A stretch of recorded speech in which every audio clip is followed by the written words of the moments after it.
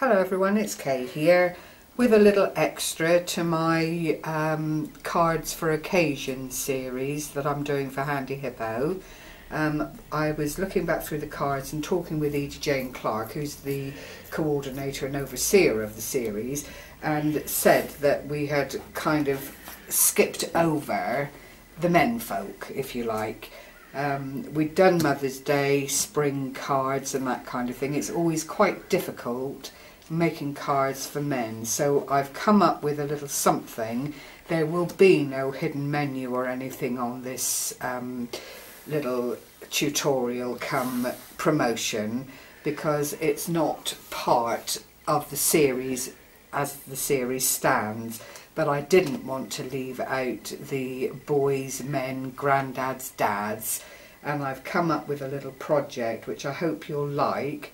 And today I'm going to show you how to make the gift bag that's part of the ensemble using the Authentique paper pad, American cardstock, all obtainable on HandyHippo. So the first thing I made was the gift bag, and it is quite a substantial size. You'd get a few pairs of socks in there, a tie, some little gift things perhaps for the man in your life, or for your grandson or son or any male family member really. I've put unforgettable moments on there because obviously inside every man there's a little boy screaming to get out. They never never forget the goals in football that they nearly did, or the fish that they caught that were yay size, and I just felt that this image was quite appropriate.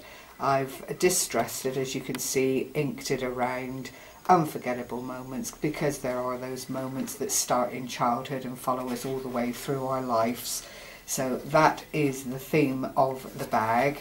I've put some of the Authentique paper on the back. I feel it's quite a masculine paper and it lends itself nicely to this project. The bag itself is made out of a 12 by 12 sheet of card. I then went on to make some gift tags using the same image. Clearly you would choose an image that pleased you, that had a car perhaps, or a plane, something masculine anyway, and then the gift tags marry up with whatever you buy or choose to wrap to go with this little ensemble. And then I made just an ordinary matted and layered card. Very, very simple, very, very basic, but as a whole group, a coordinated group, to give to someone special, I think this does the trick really, really nicely. The Authentique paper really does lend itself to this. It blends well with the natural cardstock. I didn't distress the image on the card. I don't know why. I had a bit of a moment there, I think, but I think it still lends itself to looking as though it all belongs together.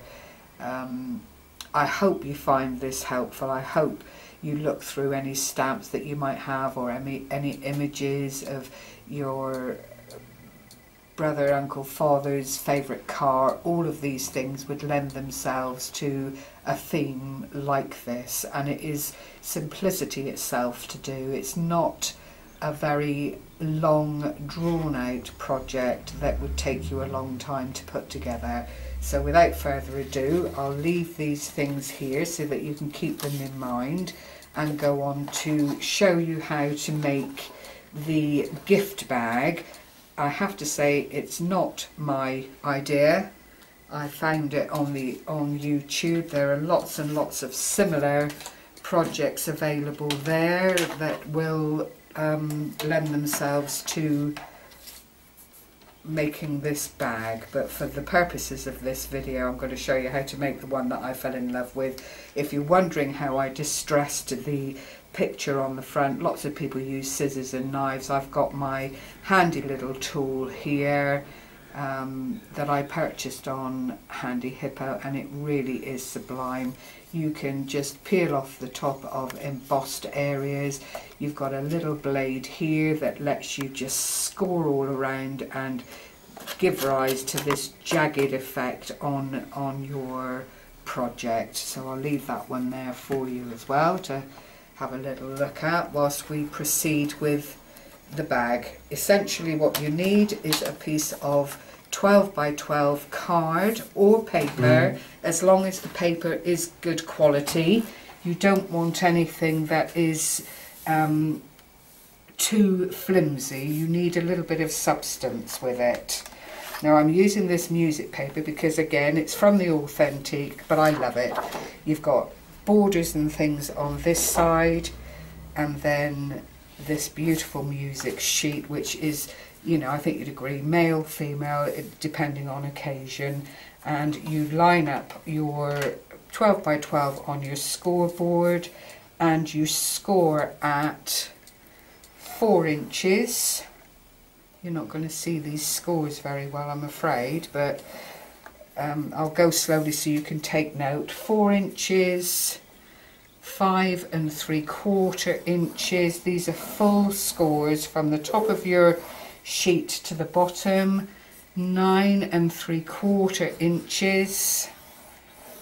Sorry, I'm not doing the metric thing. And 11 1/2 inches, which leaves you with a tiny, tiny little skinny border at the end of your sheet.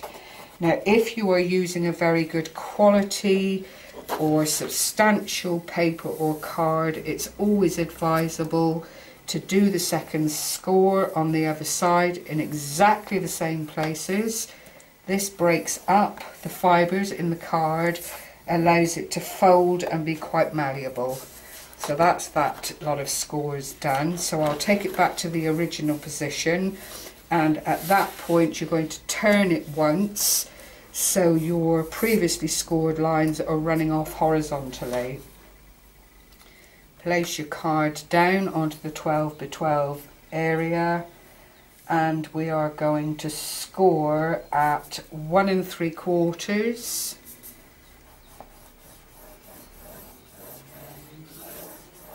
again at 10 5/8, and that forms the flaps either end of your bag.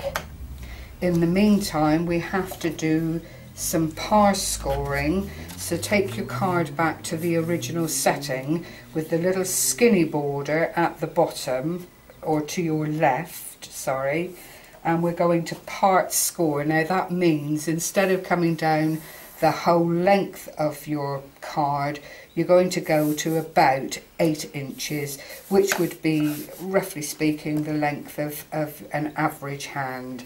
So if you consider you've got a 12 by 12 piece of card, you want about 4 inches free, and you are going to score at 4 7/8, which is halfway, roughly speaking, between the previous score lines, and you're going to come down through to about that 8-inch mark, and again at 10 5/8.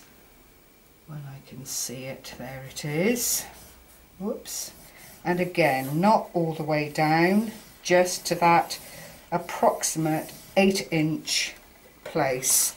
You then don't need your scoreboard any longer, and we are going to fold and burnish our score lines, leaving out the parse scored lines at this stage.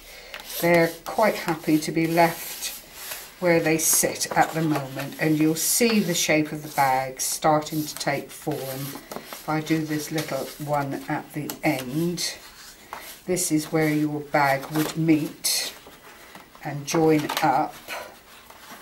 That's your joining space there.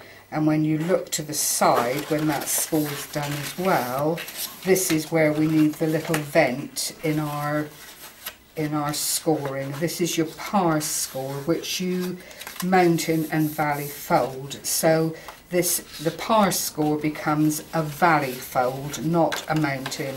There's your mountain, and the one that goes in between that is the valley fold. So when you look at it this way, mountain, valley, mountain, valley. And that is all the scoring you need to do for your project. We then need our scissors. I'm going to sit down for this because my back isn't good today. And we're going to keep the skinny edge of your work in your left hand or right hand if you're left-handed, and you are going to cut out to the score line that little edge and discard it,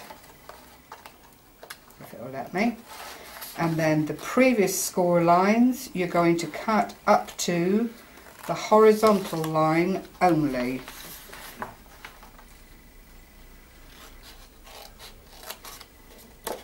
You can notch if you like to. This becomes the bottom of your bag. It's entirely up to you, but in this particular project, notching out the edges is not essential.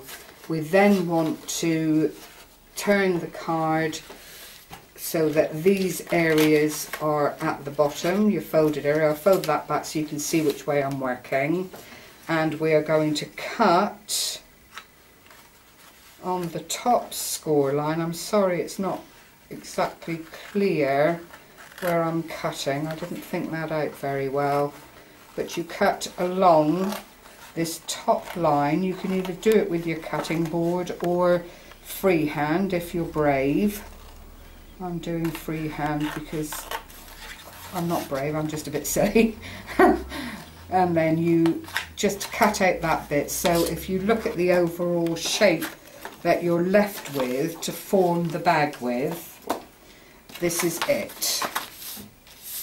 So you've got your front, what becomes the front of the box bag here, your gusset, the back of the bag, and then the gusset on the other side. What we then do is add some glue, very simply. Oops. Top to bottom. I'm using this glue because it dries very, very quickly and it's very, very effective, and it's on HandyHippo and it goes on and on and on. It's fabulous stuff. You do get a little time just to marry your project up.